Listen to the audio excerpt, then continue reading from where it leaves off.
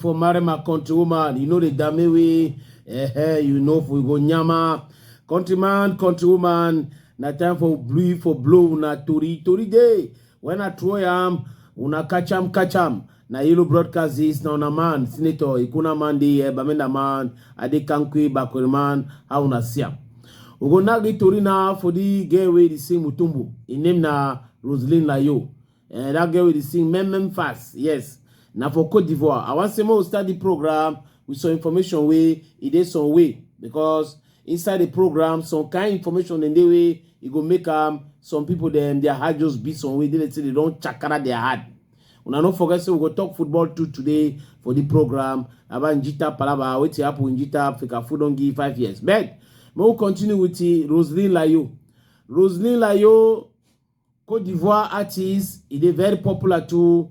He don't get Mbiok, people they know say we don't Mbiok. That means say na the thing where Roseline Layo be the way over Kaba, they do music and that. Ma people don't know be no say na Mbiok way Roseline Layo be get up. He don't born 1, 2, 3, I think number 4 pikinis in a massa when a manager too.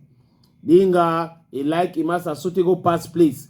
Anytime they interview about a massa, he ever talk and say if he massa no be for a corner, you know, for reach this level for success, for music. So Roseline Layo don't born another pikin. He don't born so small girl pikin. If you wanna be know that song for Tabule Rochero, we be sing up. Oh, il est né le bébé. Oh, il ressemble à papa. So one go talk say he resemble na mami.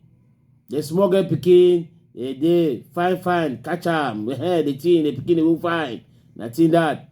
Fine younger pikin, clean. We all can close the way Roseline Layo. You don't buy them for that pikin. Money na fine, you know. I wait to say money no fine. That means say never enter problem for no say money it is very important. Countryman.